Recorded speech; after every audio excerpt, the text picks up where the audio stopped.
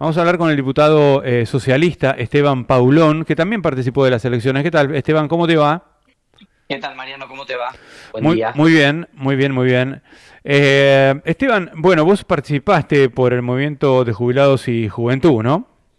Sí, nosotros presentamos una lista por primera vez en la Ciudad de Buenos Aires. Yo iba de candidato a senador y Alejandro Katz como candidato a diputado. Y la verdad que más allá del resultado, que es un poco fruto de nuestra novedad en la política porteña y también de la polarización, estamos muy contentos porque sobre todo se logró consolidar un espacio que es un espacio que va a crecer, que es de una oposición que no plantea las cosas en blanco y negro, que tiene propuestas. Nosotros elaboramos un manifiesto, tenemos un programa de propuestas, muchas de las cuales yo ya he presentado en la Cámara de Diputados como diputado nacional y que vamos a seguir presentando en nuestra actividad legislativa. Y bueno, toca crecer, sobre todo, Mariano, porque me parece que el mensaje del domingo de la sociedad argentina fue que se le dio un voto de confianza a Milei, pero una confianza corta, de poca paciencia, porque la realidad concreta de muchas familias y de las personas en Argentina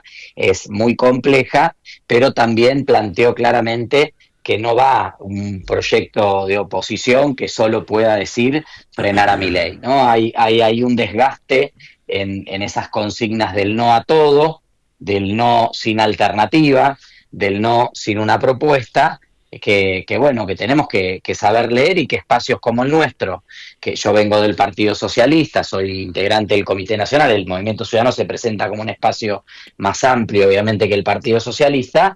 Espacios como el nuestro siempre han tenido una mirada propositiva. De hecho, en la ley Bases teníamos un dictamen propio, ¿no? Con nuestra propia letra, con las herramientas que entendíamos que eran más adecuadas para el presidente Milei y bueno, lamentablemente obviamente salió la ley como salió y se dieron los procesos que hemos criticado fuertemente, pero Ajá. siempre creemos que es importante aportar ideas alternativas al debate político. Esteban, ¿vos terminás ahora en diciembre como diputado o te quedan 2 años más de mandato? No, tengo 2 años más de mandato como diputado, así que bueno, estamos preparando también, preparándonos para los debates que vienen, a los que también hay que ponerle cabeza, porque sabemos que hay reformas que son importantes para la sociedad argentina. Yo no comparto la mirada y el lineamiento que plantea mi ley, quiero llevar mis propias ideas o las ideas que hemos elaborado en conjunto en relación a los temas que vamos a discutir seguramente en el verano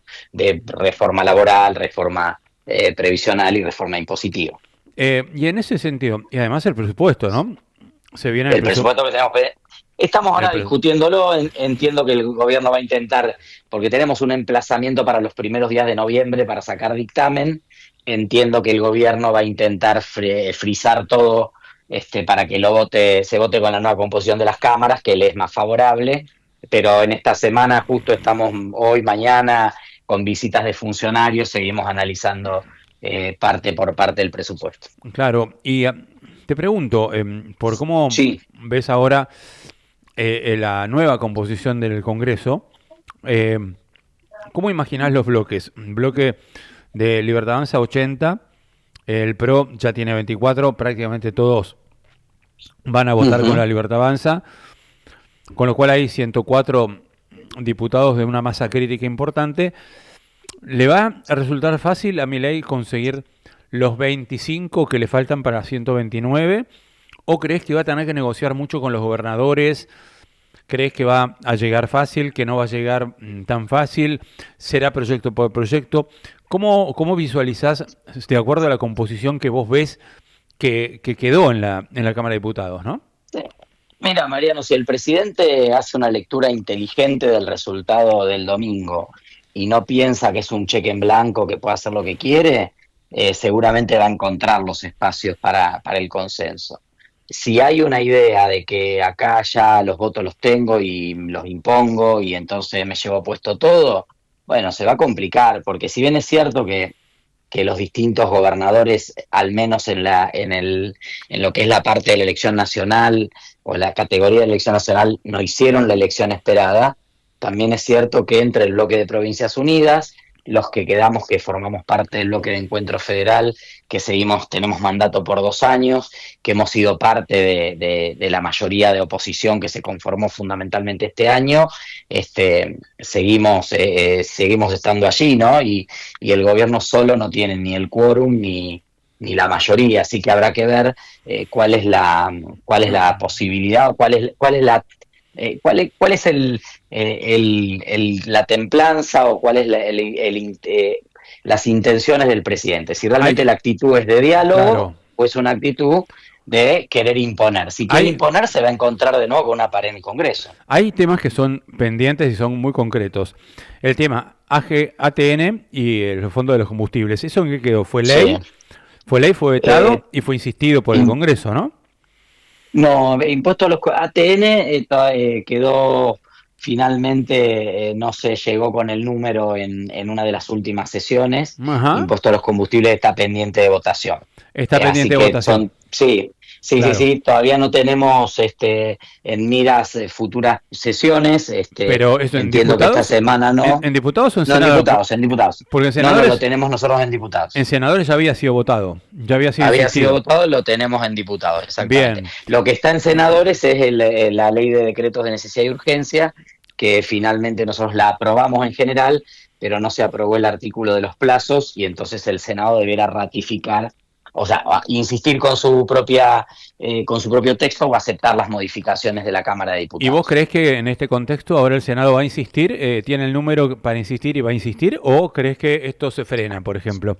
Porque es una ley importante que modifica el manejo de los DNU. Sí, yo creo que hay una idea, por lo menos lo que teníamos entendido es que hay una mayoría en el Senado que quiere insistir con este tema y que van a tratar de colocarlo antes del 10 de diciembre. Obviamente por los tiempos formales, allí dicen que hay digamos, si el presidente vetara esa ley, no dan los tiempos para que esta composición de las cámaras pueda sostener el veto. Entiendo yo tampoco darían los votos en este nuevo contexto, así que me parece que es complejo que esa ley finalmente quede firme, lamentablemente, porque el presidente va a tener la tentación de una mayoría más a la mano en el Congreso, va a tener la tentación de seguir gobernando con decretos de necesidad y urgencia, y obviamente eso deteriora la calidad democrática, en un momento donde, como te digo, tenemos una oportunidad de dar a debates que están pendientes en Argentina, que son muy importantes, pero que se tienen que dar con amplitud y con seriedad, porque si no, los borradores que están circulando, algunos contenidos que están circulando, hay temas que son preocupantes y la verdad es que cuando hablas con una pyme... ¿Te referís a la reforma laboral? A la reforma laboral. Sí, a ver, yo en la campaña trabajé muy de la mano con muchos grupos pymes y de hecho hay empresarios y empresarias pymes que son parte de nuestro movimiento. La verdad que hay una necesidad de segmentar el mercado laboral, de pensar de qué manera incorporamos a la formalidad el 50% que está informal, cómo las pymes adquieren ciertas herramientas para poder contratar, que es lo que quisieran hacer obviamente, pero también es cierto que muchas veces estos proyectos de reforma laboral suena bien en el título y después finalmente el contenido es muy complejo, no promueve la creación de empleo y sobre todo tenemos un desafío para que haya actividad económica, porque hoy la actividad económica está frenada, nadie toma una persona en este contexto, o por lo menos muchos sectores están muy complicados para incorporar empleados y empleadas en este contexto. Me parece que justamente la reforma que debería venir antes es la tributaria para generar confianza y expectativas en las pymes para que puedan contratar, para que tengan más incentivos para producir, y después la reforma laboral en todo caso, porque si no la reforma laboral se puede transformar en un elemento de conflicto y puede, digamos, ser una derrota del presidente, incluso está en las calles, no solamente en el Congreso, ¿no? Sí, bueno, lo que vos planteás es central. Nosotros hoy, por ejemplo, tenemos presentado un proyecto hace mucho tiempo que lamentablemente no se trata, de cuenta única para el tema de las compensaciones de los créditos y débitos con Arca. Eso está siempre complicado, no se resuelve, es un gran tema para las pymes. Hay temas concretos de Arca también que está aplicando intereses estrafalarios, persiguiendo a muchas pymes es una queja también permanente. Hay modificaciones que realizar en la ley de mi pyme, porque hay categorías que están para beneficios que están para las grandes empresas, pero que no se pueden dar para las pymes. Hay una serie de cuestiones a resolver del día a día de las pymes, de facilitar el funcionamiento de las pymes, que no implican déficit fiscal, que no implican exenciones impositivas, muy por el contrario.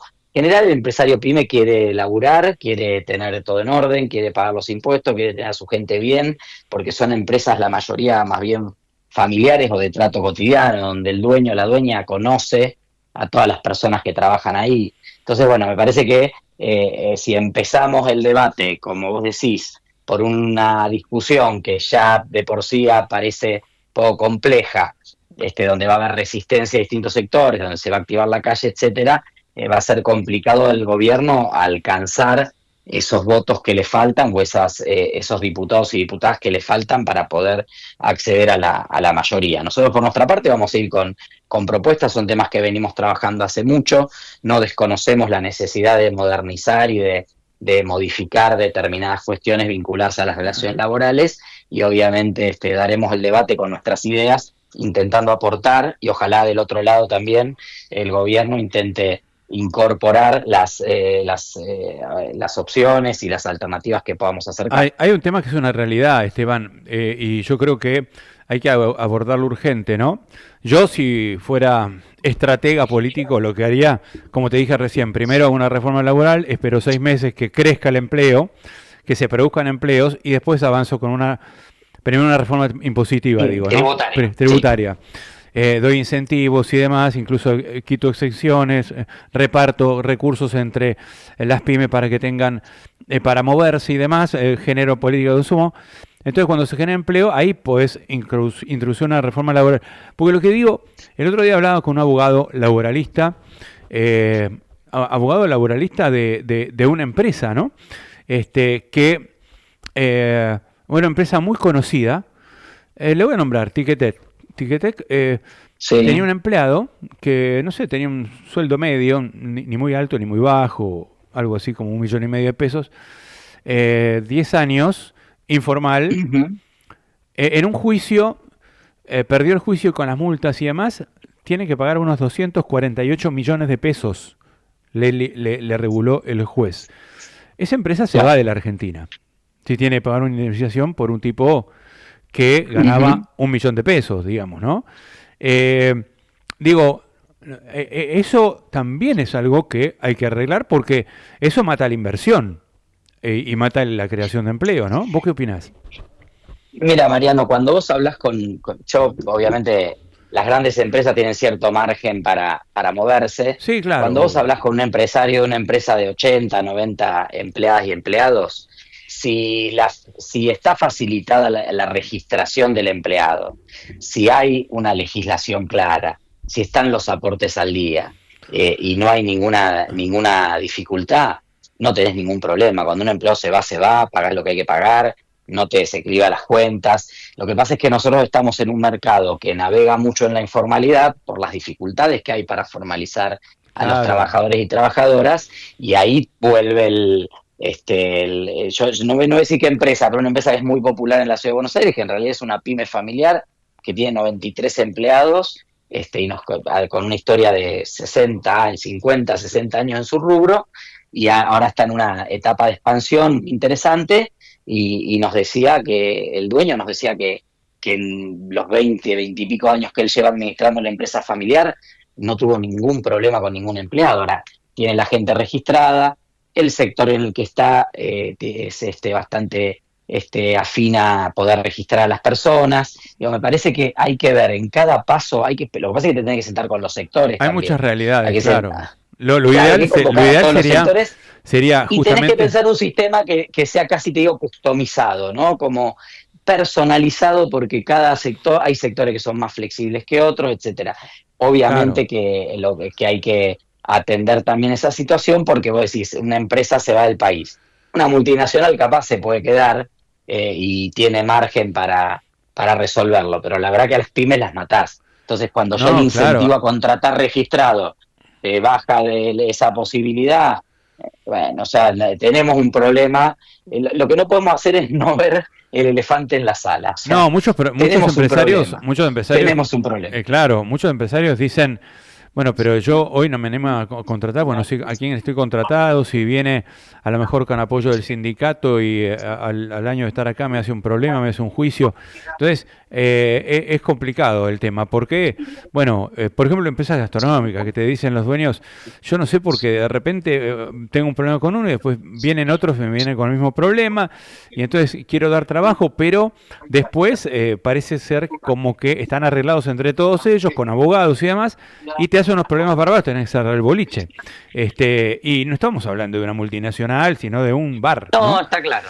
La primera pregunta es, ¿cómo hacemos para facilitar la registración? Porque en Eso, el marco de la legislación que nosotros tenemos, si vos tenés facilitada la registración, evitás estas cuestiones. Obviamente la justicia muchas veces aplica las multas a partir de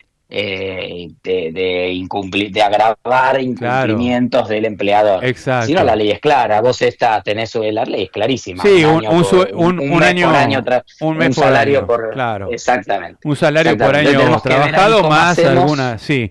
Sí, eso cómo está hacemos que claro. ese 50% se registre. Exacto, el asunto es ese y creo que lo más importante es poder bajar impuestos a las cargas patronales seguramente y algunas otras cositas para incentivar la registración, pero para eso necesitas recursos, o sea, necesitas que el Estado recaude más. Mi receta, no sé, a lo mejor coincido con la tuya, es bajar exenciones tributarias que hoy están mal otorgadas, ya que llevan años Totalmente. y que están mal Sí. otorgadas y A ver, compensar con esa eliminación, compensar la baja en cargas patronales, por ejemplo. hay, hay dos, mira, hay dos o tres cosas que me parece que también son interesantes. Primero, lo que vos planteás, sin lugar a duda.